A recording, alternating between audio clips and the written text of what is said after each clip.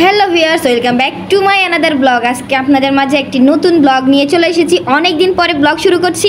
Uncle dress দিব একটা। Double না সিঙ্গেল? ডাবল, ভিতরে ফলস আছে। প্যান্ট না পার্লার? প্যান্ট সুন্দর করে বানাই দিয়ে আঙ্কেল। চেন দিব? চেন নিবি? না না, চেনটা দিলে আমরা করতে আরাম হবে না। থাক, চেন দিব না। হ্যাঁ, কত লুজ ফিটিং বানাইতে না? ওর যে জামা নিয়ে এসছে ওই জামা এই জামা মাপে হবে, এইটাই মাপে বানাই দেবে। বাবা রে, এটা তো সুতি, এটা তো জর্জেট, এটা তো ডাবল। ও আচ্ছা, বুঝতে পারছি। সমস্যা গোলগলা সামনে পিছনে বলে দিব। না, সামনে একটু গলাটা একটু উঠা দিন, সামনে ভি গলা নিস। হ্যাঁ, একটু গলাটা উঠানো হবে। পিছনের গলাটা একটু উঠান দেন, কারণ জামার মাপ সব ঠিক আছে তো? হ্যাঁ হ্যাঁ, সব ঠিক আছে। আল্লাহ রাসূল, আল্লাহ রাসূল, আল্লাহ রাসূল।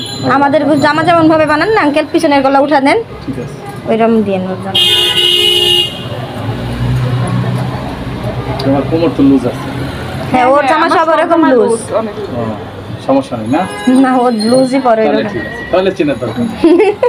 ওর জামা ওরকম লুজ, এই তাহলে জন্য। ঠিক আছে, ঠিক আছে।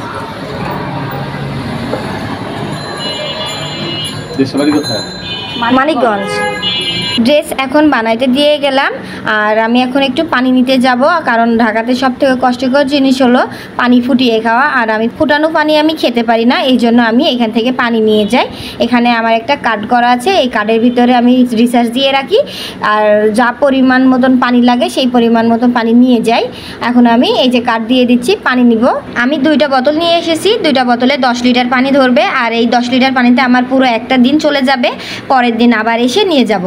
আর এই পানির যে পাম্পটা, এটা আমার বাসার একদম কাছে। একটি বোতলে পানি লোড হয়ে গেছে, আর একটি বোতল লোড করতে দিলাম। আর এই পানিটা খেতে কিন্তু অনেক ভালো, একদম টিউবওয়েলের পানির মতন, আমরা যেমন গ্রামে পানি খাই। দেখুন বোতলটি লোড হয়ে আসছে, তার আগ মুহূর্তে কিন্তু আমি কার্ডটি বার করে নিব, না হলে আমার পানি অপচয় হবে। স্মার্ট পানি। পানি নেওয়া শেষ, আর পানির বোতল 2টা বাসার নিচে রেখে আমি একটু দোকানের দিকে যাব। আর এই দোকানটা আমার বাসার কাছে।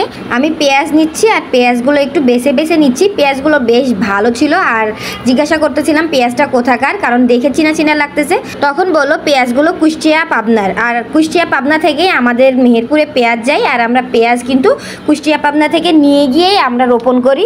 আর এই সময়টা আমরা পেঁয়াজ লাগাই, আর পেঁয়াজগুলো এরকমই হয় আমাদের এলাকাতে।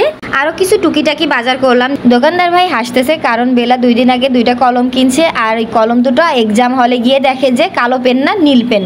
এখন বাজে সন্ধ্যা 6টা, আর আমরা সিঙ্গারা সমোসার দোকানে এসেছি, কারণ বিকেলের দিকে কিছু খাওয়া হয় নাই, এখন সন্ধ্যার দিকে তো কিছু খেতে হবে, এই জন্য আমরা সিঙ্গারা, মোগলাই আর পুরি এগুলো নিয়ে যাব। আর আমার ভিডিও যদি আপনাদের ভালো লেগে থাকে, লাইক শেয়ার কমেন্ট করবেন, আর আমার পেজটিকে ফলো দিয়ে আমার পাশে থাকবেন। আল্লাহ হাফেজ।